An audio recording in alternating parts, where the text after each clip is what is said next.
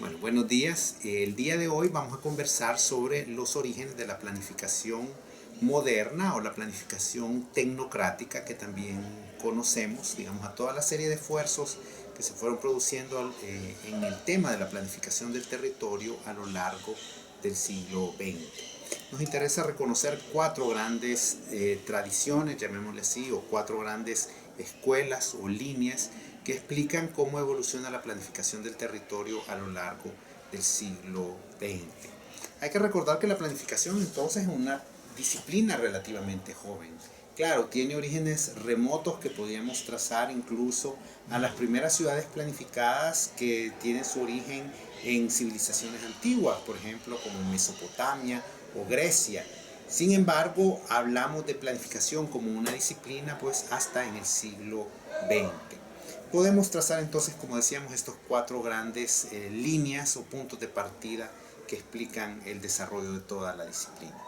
En primer lugar, interesa subrayar el interés que prácticamente se origina desde mediados del siglo XX en la producción de una vivienda social o una vivienda para las clases trabajadoras.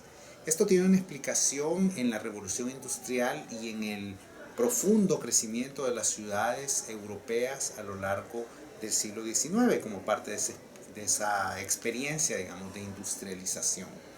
Fundamentalmente estos esfuerzos se producen en dos países, notablemente en Inglaterra, que lógicamente es el país, la cuna, digamos, de la revolución industrial, pero también podemos encontrar esfuerzos de esa naturaleza en Holanda. En el caso de Inglaterra, el interés por la producción de una vivienda social adecuada para los trabajadores arranca prácticamente en el año de 1846 con las Public Health Acts o leyes vinculadas a la salud pública. Y esto es interesante porque quiere decir que se asocia la producción de vivienda a un tema de higiene y salud pública originalmente. Y esto, claro, tiene que ver con las condiciones de habitabilidad que tenían los trabajadores en las ciudades industriales inglesas hasta la primera mitad del siglo XIX. Es decir, vivían en viviendas hacinadas, en general casas de alquiler con condiciones sanitarias muy precarias, probablemente incluso sin servicio de agua servida, de agua potable, y eso evidentemente se veía en una aglomeración urbana como un problema de salud pública, no solo para las personas que estaban viviendo en esas condiciones directamente, sino que para el conjunto de habitantes de la ciudad. Entonces empieza todo un esfuerzo de legislación para tratar de regular esa producción de vivienda destinada a los trabajadores. En ese mismo marco, entonces, entre 1875 y 1890, siempre en Inglaterra, se aprueban varias Housing Acts o leyes de vivienda y algunas más específicas como podrían ser Working Class Acts o leyes para la vivienda de los trabajadores. Estas leyes entonces empiezan a establecer estándares mínimos de tamaño y de equipamientos e infraestructuras que las viviendas debían de cumplir pues, para poder ser aprobadas para su construcción. Y esto entonces origina en gran parte una preocupación por la planificación del territorio centrada en el tema habitacional. Y es probablemente una de las herencias más importantes que tenemos incluso ahora en el siglo XXI. Algo similar sucede en Holanda, donde desde el año de 1901 también se habían aprobado ya unas primeras leyes de vivienda con estos mismos propósitos, es decir, interesadas en regular la forma de construir vivienda accesible para los trabajadores. Hay y emerge ahí un interés muy importante por controlar el precio de los alquileres, que evidentemente en una condición de crecimiento urbano, de migración además del campo a la ciudad, pues evidentemente la renta de la vivienda, los precios que pagan los trabajadores por tener estas viviendas se eleva, y al mismo tiempo pues que originalmente se habían producido unas condiciones como muy precarias. En Holanda se da además otra experiencia que parece muy relevante en términos de la consolidación de la disciplina de la planificación, que es el llamado Plan de Ámsterdam Sur.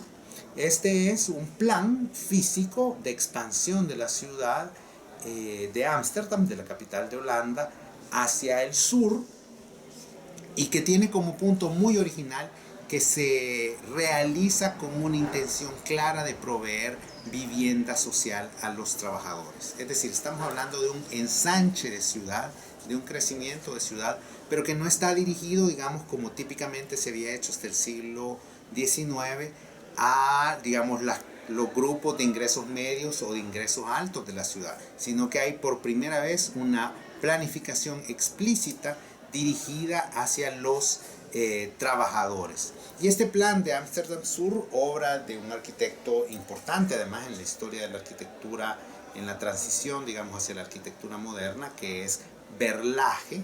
Verlaje ahí plantea ya algunas ideas que son como muy interesantes. Estamos hablando de una intervención sobre 80 hectáreas de terreno, pero que en primer lugar están bien ubicadas, es decir, son 80 hectáreas inmediatas al centro de la ciudad de Ámsterdam.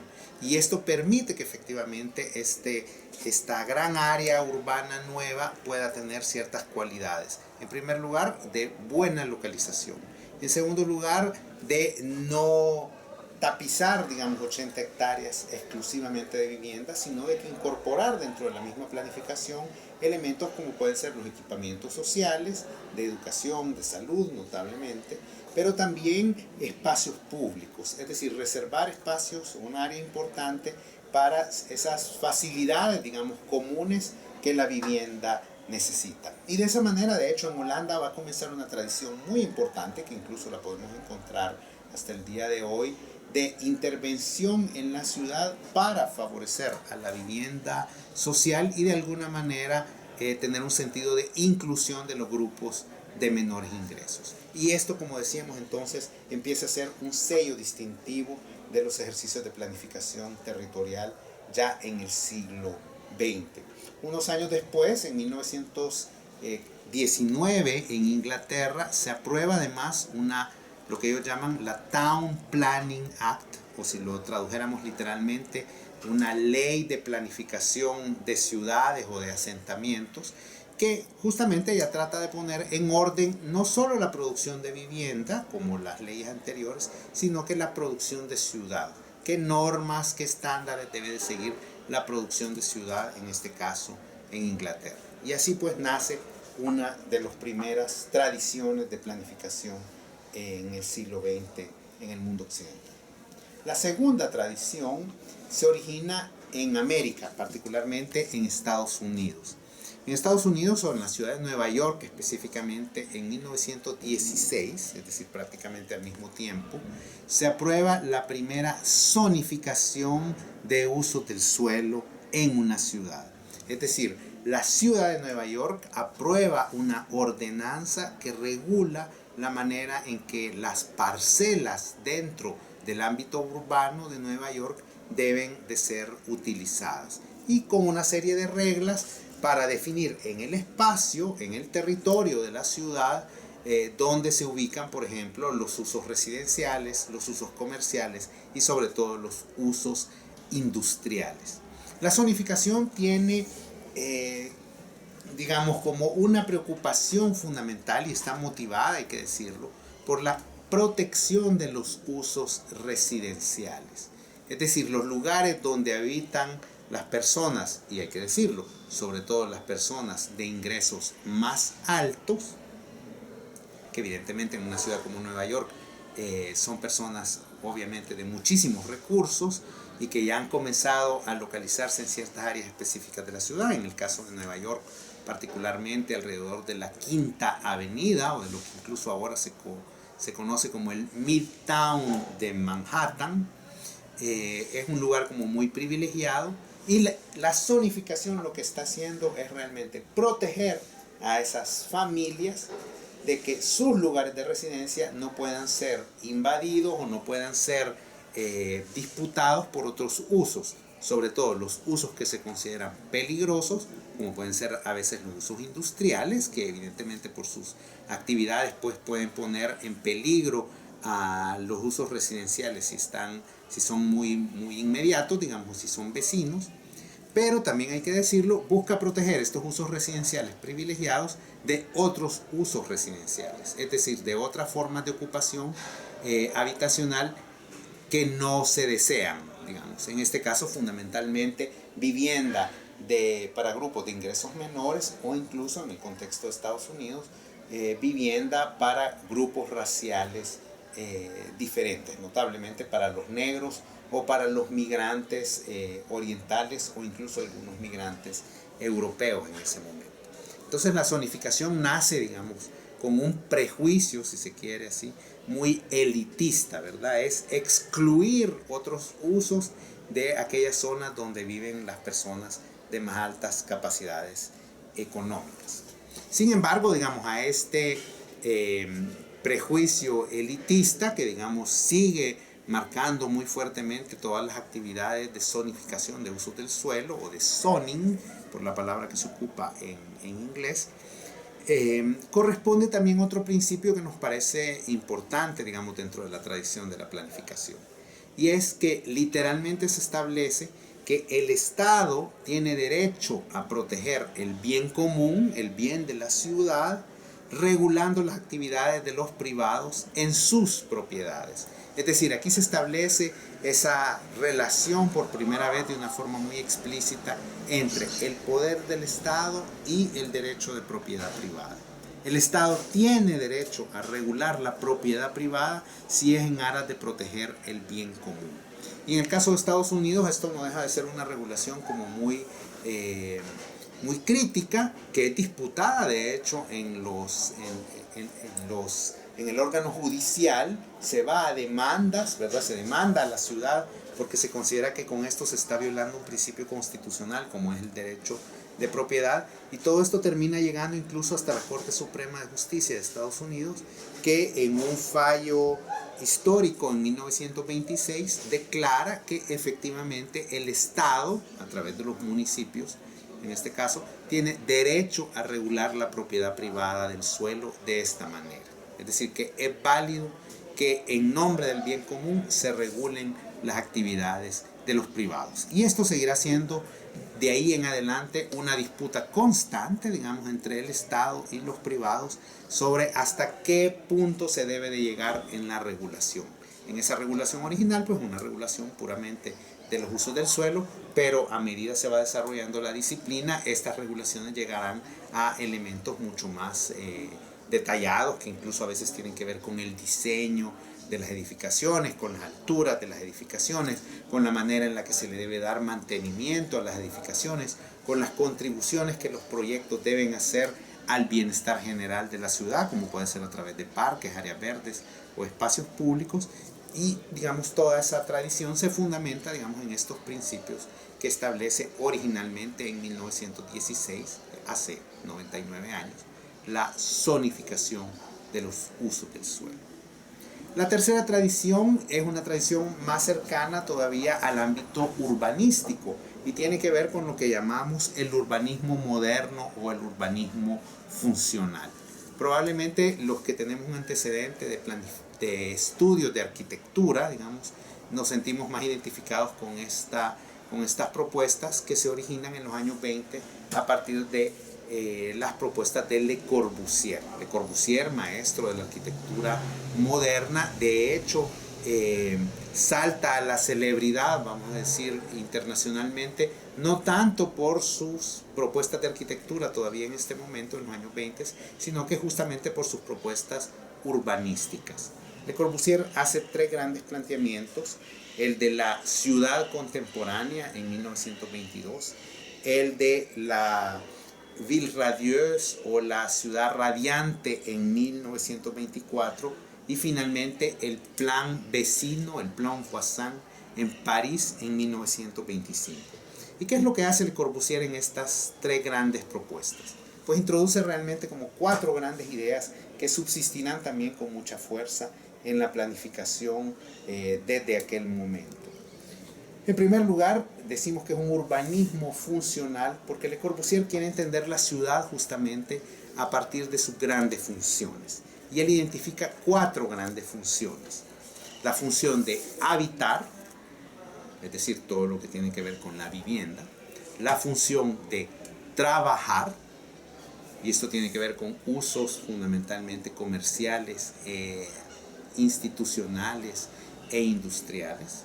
La tercera función, la de recrearse o el ocio, que justamente se considera como un derecho fundamental, digamos, que tienen las personas en la ciudad y que la ciudad puede permitirles cumplir con ese derecho. Y la cuarta función, que es circular o movilizarse justamente entre estas tres funciones principales. Entonces, esa es, digamos, una primera característica. Segunda característica es que estas funciones deben estar zonificadas y separadas dentro de la ciudad. Es decir, para que la ciudad pueda ser eficiente, debe haber áreas de la misma que deben estar especializadas en cada una de estas actividades. Es decir, al centro de la ciudad, el trabajo, en el caso de lo que es el comercio y las instituciones. En la periferia pueden estar las actividades industriales. Alrededor de ese centro, el habitar, que fundamentalmente se desarrolla a través de bloques habitacionales o vivienda en altura. Y en la periferia más alejada, todo lo que tiene que ver con la recreación y los espacios abiertos. Digamos, ese es el principio de una zonificación funcionalista. El siguiente elemento viene también dado desde este punto y es una síntesis que Le Corbusier intenta hacer de, por un lado, el ideal de la ciudad jardín, que busca ofrecerle a la población un contacto continuo y directo con la naturaleza, y por otro lado, la intención de lograr ganar mayores densidades de población dentro de la ciudad. ¿Esto qué significa? Que al mismo tiempo que debemos ser capaces de alojar a más personas dentro de la ciudad, hay que poderles ofrecer también más espacios abiertos. Y esta, digamos, aparentemente paradójica situación, pues Le Corbusier lo trata de lograr con sus propuestas de zonificación de la ciudad. Un tercer elemento muy importante es que en esta misma configuración los edificios, en una lógica además muy de la arquitectura moderna, son volúmenes puros que se agrupan al centro de las manzanas. Las manzanas dentro de la ciudad están definidas por las calles y el edificio ya no está a la orilla de la calle, como era la ciudad tradicional, sino que está al centro de la manzana y rodeado por espacios abiertos. Esto permite de alguna manera, otra vez, ese ideal de contacto muy fuerte con la naturaleza, incluso dentro de la ciudad, y por otro lado también responde a una idea de garantizar la funcionalidad de las circulaciones, sobre todo circulaciones que se privilegian como vehiculares. Y ese de hecho es el cuarto elemento característico de las propuestas del urbanismo funcional, y es darle mucha importancia a los medios de movilización motorizados. Y en ese sentido, la importancia de calles, de autopistas que permitan que el vehículo, que empieza a cobrar muchísima importancia, digamos, en estas primeras o en esta segunda década del siglo XX, pues pueda tener todas sus capacidades, digamos, y pueda desarrollarse dentro de la ciudad. Entonces, estas cuatro características, digamos, apuntan hacia lo que es el urbanismo funcional. Finalmente, hay que destacar que este urbanismo funcional originado en el siglo XX, en la segunda década del siglo XX, se va a, por un lado, codificar, es decir, se va a volver una serie de normas a través de los aportes de lo que el mismo Le Corbusier fundó, los Congresos Internacionales de Arquitectura Moderna, el CIAM, que finalmente recogen todos esos ideales en un manifiesto, llamémoslo así, que es la Carta de Atenas del año de 1933. En esa Carta de Atenas nosotros podemos encontrar como todos los lineamientos de lo que el urbanismo moderno funcional debería de ser. El segundo elemento importante a destacar es que las realizaciones prácticas, de hecho, de este urbanismo moderno funcional no se darán sino hasta el final de la Segunda Guerra Mundial, cuando comience el proceso de reconstrucción, sobre todo de las ciudades europeas, por un lado. Y por otro, cuando después de la Segunda Guerra Mundial se den varias experiencias de construcción de ciudades completamente nuevas, es decir, de ciudades creadas. Y ahí podemos encontrar varios ejemplos, varias experiencias que son como muy interesantes. Destaquemos, por ejemplo, el caso del plan de Londres, o de lo que se llama del Gran Londres, formulado en el año de 1944, y donde el urbanismo funcional justamente intenta abordar uno de los temas clásicos, llamémosle así, de la planificación urbana, que es la intervención en la gran ciudad. Cómo atender, cómo planificar una ciudad de crecimiento explosivo, como en ese momento lo era todavía la ciudad de Londres. Entonces ahí se plantean dos ideas muy importantes, muy interesantes, discutibles sin duda, alrededor del urbanismo funcional y de la gran ciudad, como es poner límites precisos a la extensión física de la ciudad. Eso en Londres se hace a través del anillo verde, es decir, un anillo que rodea completamente la ciudad y que, digamos, se prohíbe su urbanización para ponerle esos límites fijos a la gran ciudad. Y por otro lado, la idea de los new towns o ciudades satélites, digamos, ciudades completamente nuevas que se crean justamente más allá de ese anillo verde, y que son esas nuevas ciudades planificadas, con vivienda, con empleo, con espacios públicos, debían absorber el crecimiento de la ciudad. Y eso es lo que el plan del Gran Londres intenta hacer, y que de alguna manera también nos lleva a la idea de que hay que planificar no solo la ciudad construida, sino incluso una escala mayor, digamos, de nivel territorial, y que tiene resultados diversos, porque de hecho el crecimiento físico de Londres se detiene, pero su crecimiento poblacional no se detiene, a pesar, digamos, de esas barreras. Una segunda experiencia emblemática, digamos, en términos de ese urbanismo funcional, moderno, de nuevas ciudades, es el caso de Brasilia, la nueva capital de Brasil, planificada a partir del año de 1957, realizada prácticamente en 1960, y que Lúcio Costa, este urbanista brasileño, pues planifica bajo la forma abstracta de una cruz, que luego se deforma, digamos, que termina teniendo una forma de un avión, y que intenta justamente recuperar estas ideas. Un gran eje para las grandes instituciones del Estado brasileño, y luego una periferia para la vivienda.